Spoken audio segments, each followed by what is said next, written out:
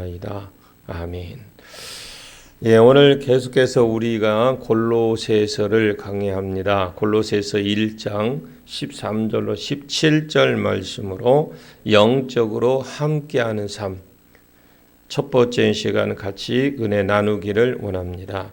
1절에서 8절까지 말씀은 인사 말씀을 드렸고요. 9절에서 12절까지는 바울의 기도에 대해서 말씀을 드렸습니다. 두 가지입니다. 너희들이 본래 하나님의 말씀을 배워서 지혜와 총명이 있는 사람들이다.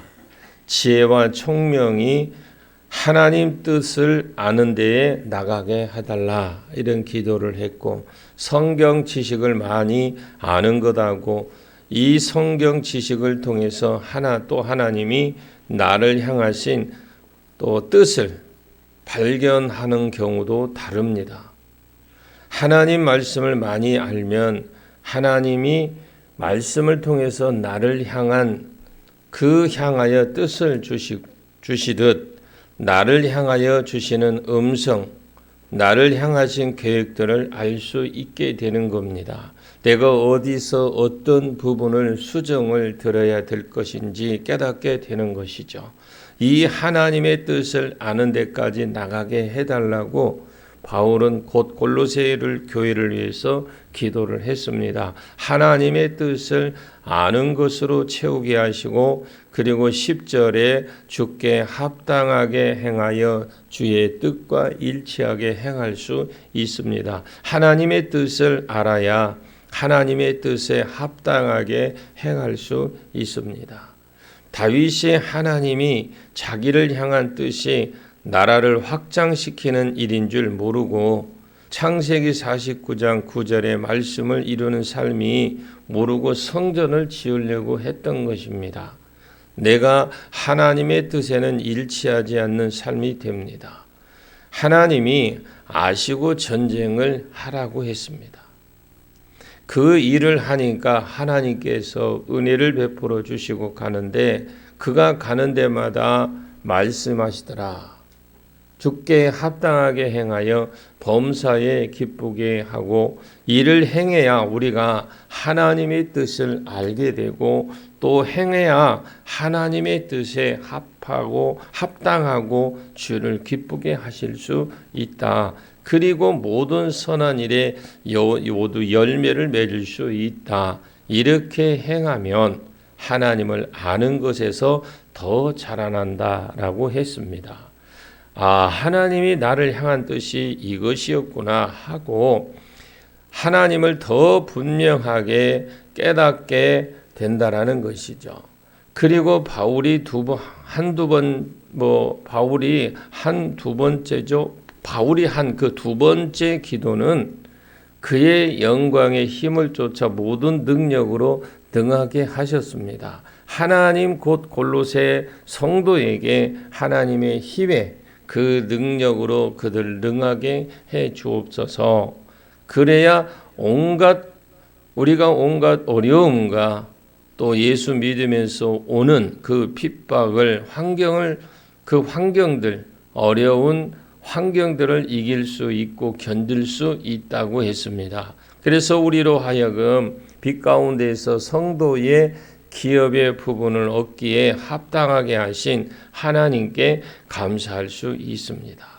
우리가 하나님의 능력을 힘입어야 끝까지 견딜 수 있다라는 겁니다. 그리고 이 일을 이기고 난 후에 내가 했다 하지 아니하고 하나님께서 주신 힘으로 했기 때문에 하나님께 감사할 수 있다. 이렇게 말씀을 했습니다. 오늘 본문 골로새서 1장 13절 말씀에 보면 인사말이 이제 끝나고 기도도 끝나고 본격적으로 바울이 이제 하고 싶은 말을 이렇게 합니다. 골로새서는 다 교리입니다. 예배소서, 빌립보서, 그리고 교리를 1장부터 절반까지 주로 교리를 말씀하고, 그리고 후반부에는 주로 생활을 말씀합니다. 이것이 다 수신서는 그렇게 되어 있습니다. 그런데 골로새서에서도 주로 교리인데 예배소서가 주로 교회론에 대해서 다루는 것이라면 이 골로새서는 기독론입니다. 이 기독론을 다루는데 이 기독론은 예수님이 누구냐라는 것입니다. 골로새서에서 예수님이 어떤 분이냐, 예수님이 어떤 분이신지 이것이 교리인데 기독론입니다. 예수님이 누구냐, 여기에 대해서 이제 본론을 시작할 겁니다. 예수님이 누구냐, 13절을 우리 같이 한번 읽어 1장 13절입니다. 같이 이걸 보겠습니다. 그가 우리를 흑암의 권세에서 건져내사 그의 사랑하는 아들 나라로 옮기셨으니. 자, 여기에 우리가 믿는 예수를 아셔야 됩니다. 우리가 예수님을 어떤 분이시며 어떤 그분이 능력을 가지고 계신 분이냐 다 설명할 수는 없겠지만 몇 절만 우리가 해보도록 합니다. 그가 우리의 흑암의 권세에서 우리의 그 흑암의 권세에서 건져내서 그가 누구냐? 그분이 하나님이십니다. 하나님은 우리를 흑암의 권세에서 이끌어내셔서 그의 아들 나라로 하나님이 우리를 위해서 하신 일을 증거하는데 그걸 말씀하시면서 주인공이 예수가 되도록 하신다라는 겁니다. 그가 우리를 흑암의 권세, 여러분 흑암이라고 할 때는 죄를 말합니다. 죄를 어둠을 말씀하는 죄는 어둠을 말씀하는데 죄는 권세가 있고 흑암은 권세가 있습니다. 한번 싹 우리를 빠뜨리게 합니다. 야, 이거 한번 해봐라, 저거 해봐라, 한번 먹어봐라, 봐라, 가봐라. 이러면서 하나님 지혜롭게 해주신다. 야, 이 기회에 너 한번 편하게 이번 기회에 한번 팔자 고쳐봐. 그동안 못 먹은 거 먹어봐. 온갖 했던 것을 그렇게 죄를 짓도록 유혹을 합니다. 여러분, 한번 그 죄의 팔을 살짝 끌리면 어떻게 되느냐? 그 죄 자체가 여러분 권세가 있어요. 죄는 권세가 있어요. 자꾸 더 큰 죄, 더 깊은 죄 가운데 자기를 사로잡아 가는 겁니다. 작은 죄를 허용하면 안 된다라는 거죠. 예를 들어서 우리가 조그마한 죄 별로 그렇게 크지 않는 것 같은 그런 죄도 용납하면 안 됩니다. 여러분, 우리가 성경에서 보시면 노아가 술에 만취된 경우가 있습니다. 노아는 의미와 당세, 그 당세의 완전한 말은 완벽하게 살았다라는 말이거든요.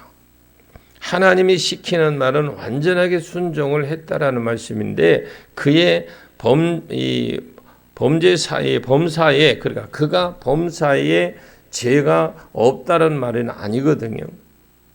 하나님이 주문하는 일을 완벽하게 했습니다. 창세기 17장 1절 말씀에 엘샤다이, 나는 전능한 하나님, 너는 내 앞에 행하여 완전이라고 아브라함에게 하나의 완전을 요구했습니다. 시키는 것은 온전히 순종해라 이 말씀이거든요.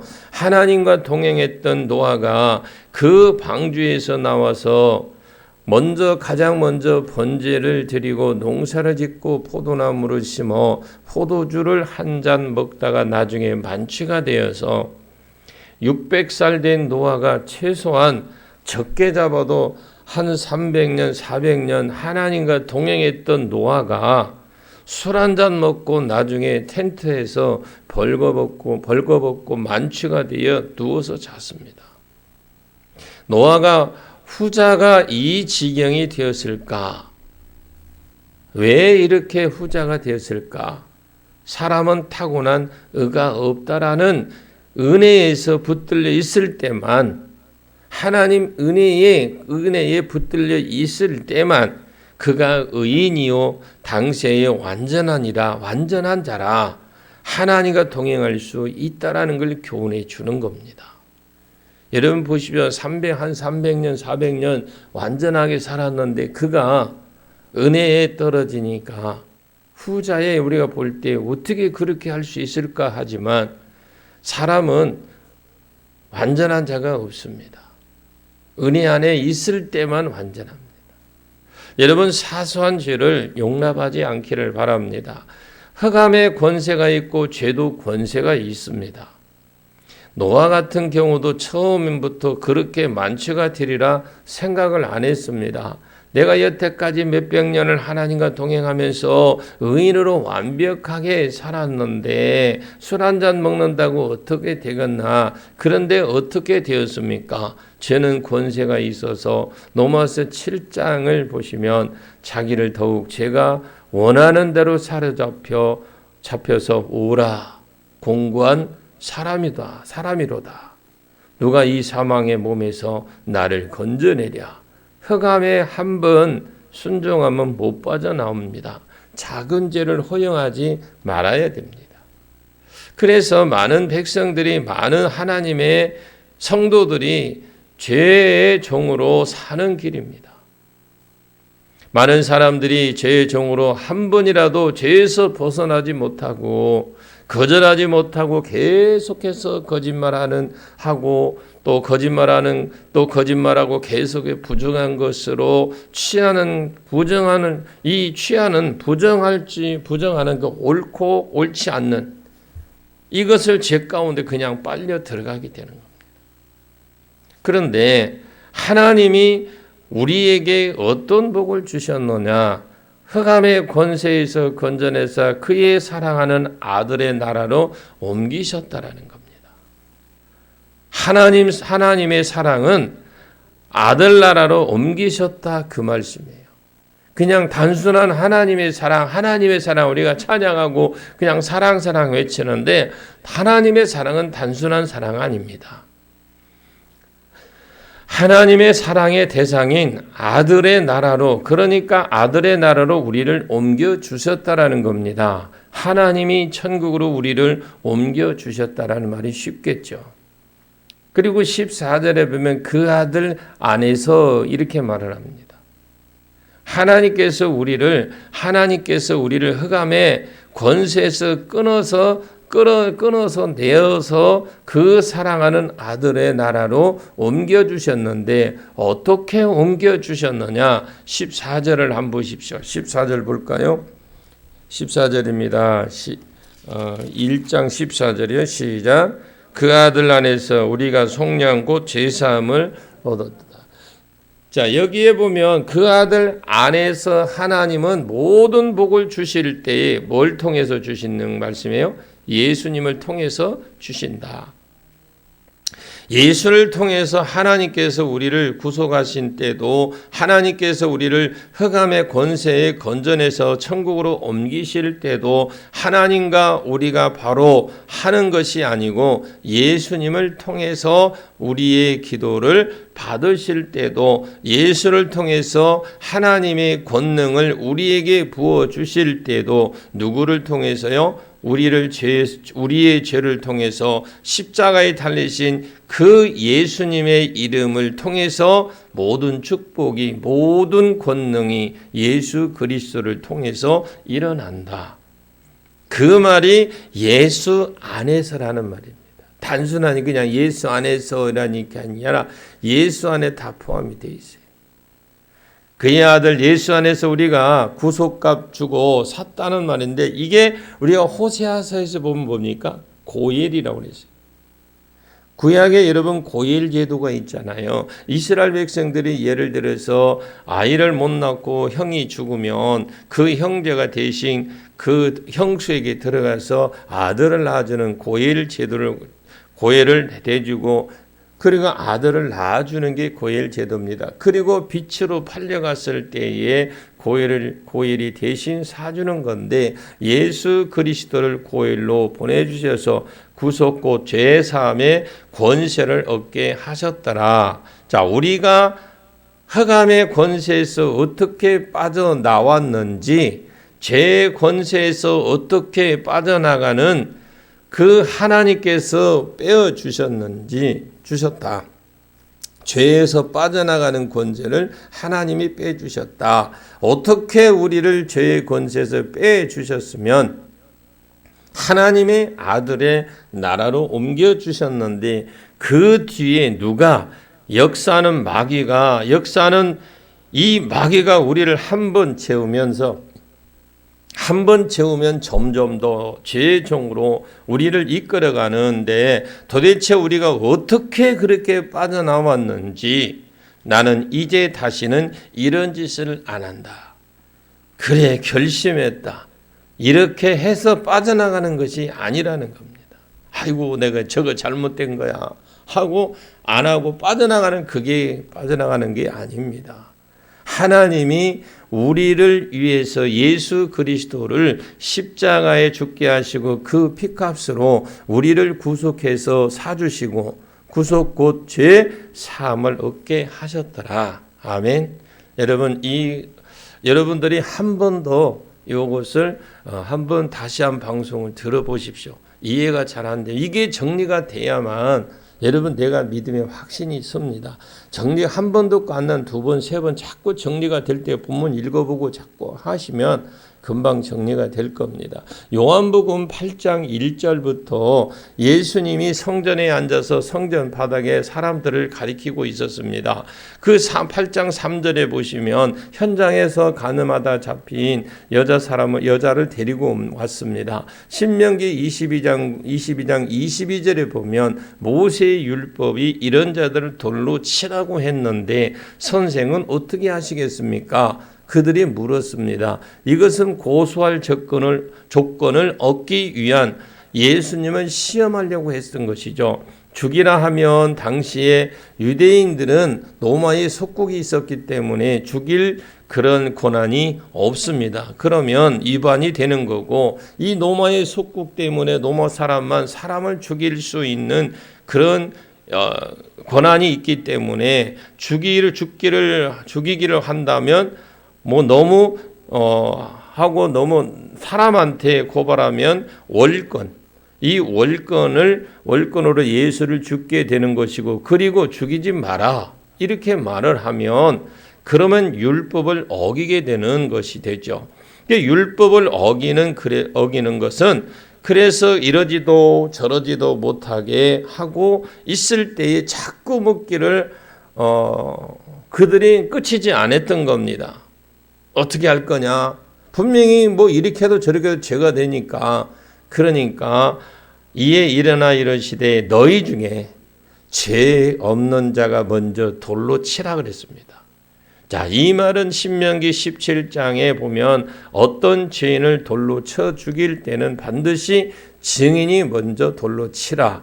만약에 위증으로 죽이는 것이라면 먼저 돌을 던진 자가 그 사람의 핏값을 감당한다. 우리가 지금 사도행전에 보면 그 사울이 그랬죠. 사울이 내가 책임질 테니까 돌을 먼저 치고 그 돌로 치는 사람들의 옷까지 자기가 맡았던 그런 사람인데 그걸 말합니다. 만약에 이 죄가 없다고 판정이 되면 자기가 대신해서 죽은 사람을 대신해서 모든 것을 감당해야 된다는 거죠. 죄 없는 자가 먼저 돌로 치려 하니까 늙은 자로부터 시작해서 젊은이까지 전부 다 똑같았습니다. 20살 때 술 먹고 실수한 것이라든가 이런 것들이 아무도 돌로 칠 수가 없었던 거예요. 그러면 이것이 무슨 말이냐? 어떤 사람은 들킨 죄이고 어떤 사람은 안 들킨 죄이지 전부 다 죄인이더라. 자, 이 여자는 지금 끌려온 여자는 재수가 없어서 죄를 먼저 들킨 것이고 돌로 죽이려고 덤벼든 사람들은 이 사람들은 재수가 좀 좋아서 안 들켰을 뿐이지 어떤 사람도 이 사람을 정죄할 수 없느니라 결국 다 돌아갔다. 그겁니다. 결국 누가 남았어요? 여자만 남았더라. 예수님이 여자여 너를 고소하던 자들이 그들이 지금 어디 있느냐? 너를 정죄하던 자가 어디 있느냐? 이 여자가 선생이여 그러지 않습니다. 주여 그렇습니다. 지금 그들이 없네요. 이 말이거든요. 여자여라는 말은 이 말 한마디의 존칭을 한마디의 예전 마음이 그가 그동안에 가지고 있었던 사마리아 사람들이 가지고 있던 그 감정이 싹 풀려버렸던 거예요.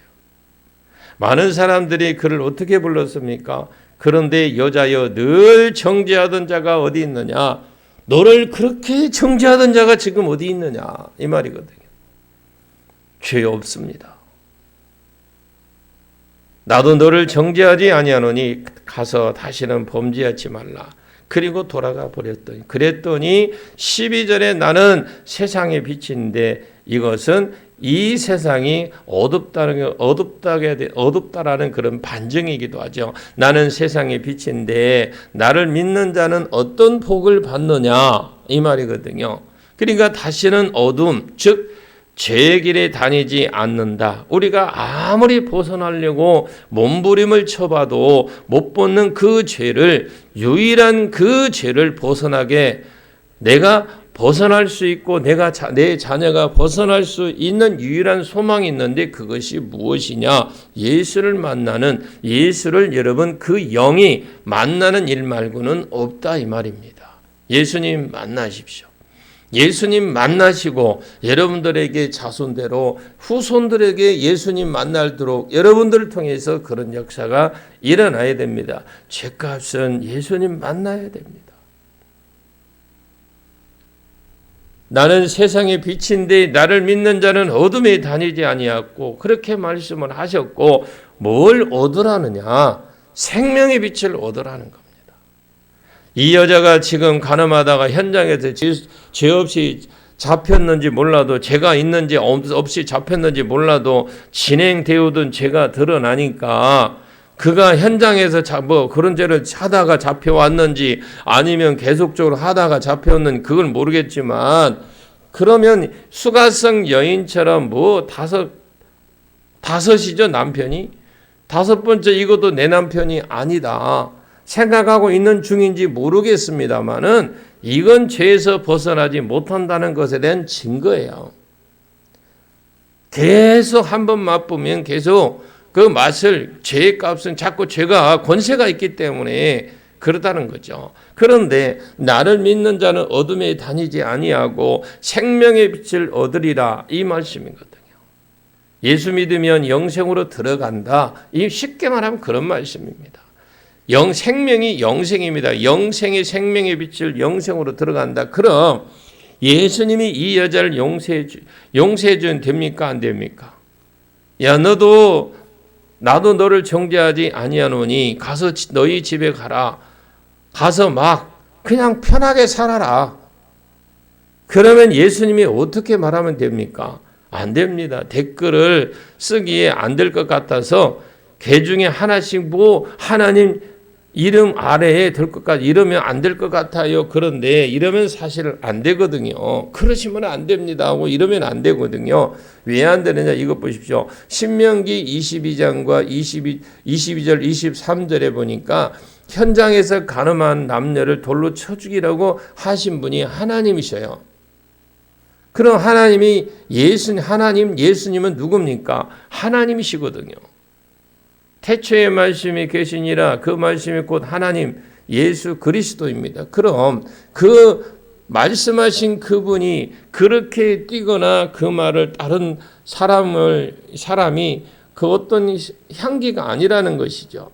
누가 말씀하셨는데 하나님이 말씀하신 예수님이 해서 말씀이다. 예수님을 통해서 말씀이라는 거죠. 왜 구약에도 돌로 쳐 죽이라 하신 하나님이 신약에서 용서하라고 했냐? 예수님이 말씀이 육신으로 오셨습니다. 큰 민족을 이루고 땅을 주고 그 다음에 보기에는 걷는데 예수 그리스도를 보내준다.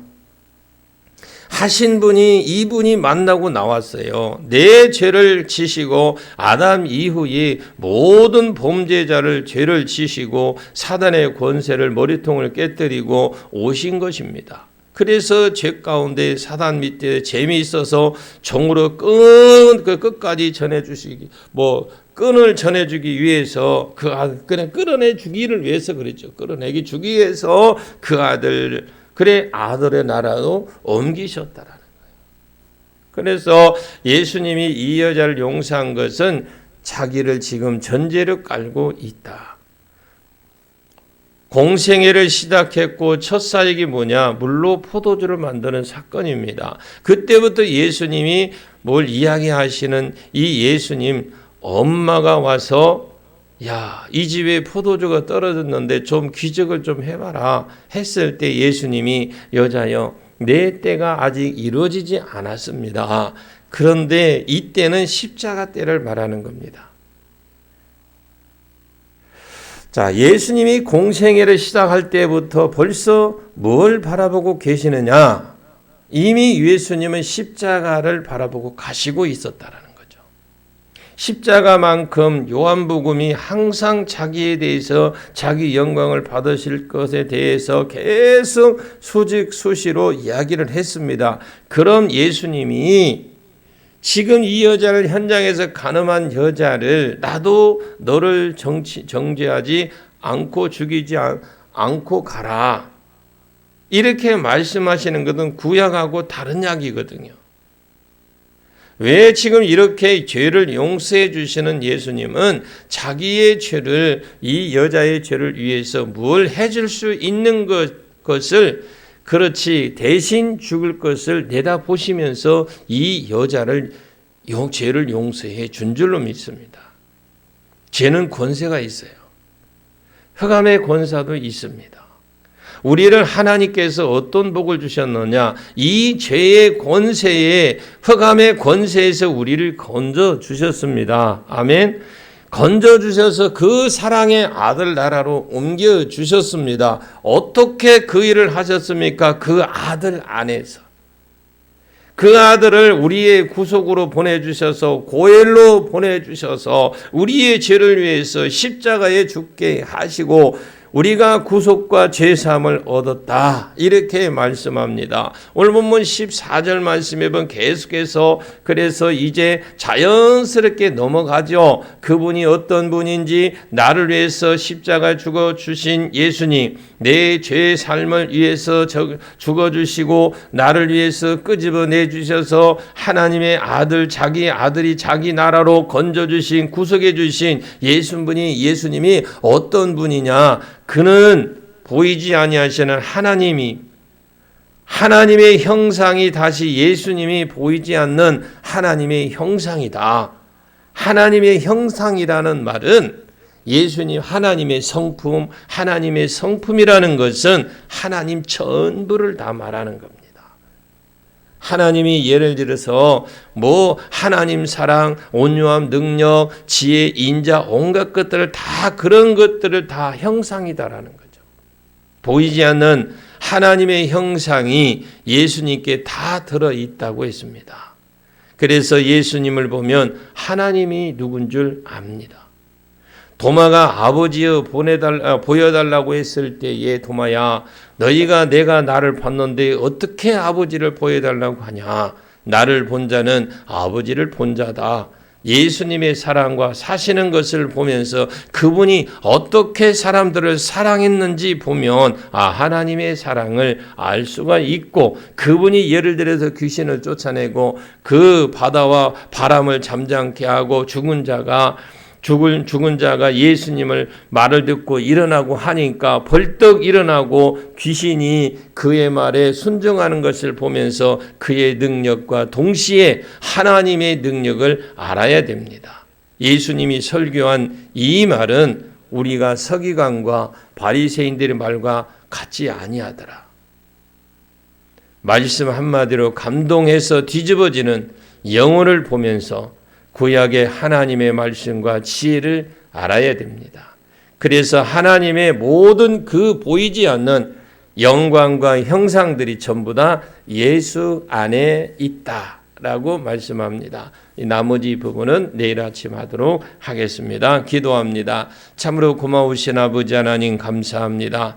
하나님, 예수님이 이 모든 것 행한 설교하신 것, 그 당시의 서기관과 바리새인들의 말과 전혀 같지 않다라고 감탄했던 그 많은 사람들의 예수님 말 한마디에 감동해서 완전히 뒤집어지고 또 회복되는 영혼을 보면서 구약의 하나님 말씀과 우리가 그 지혜가 알아가는 그런 믿음 있게 하옵소서. 오늘 또 믿음을 통해서 예수님이 어떤 분이시냐, 그분이 어떤 일을 행하셨냐, 그분의 능력이 무엇인지 알아가는 우리의 삶이 되고 우리 삶 가운데 동행하는 삶을 살아가게 하옵소서. 예수님의 이름으로 기도하옵나이다. 아멘. 하늘에 계신 우리 아버지의 이름을 거룩하게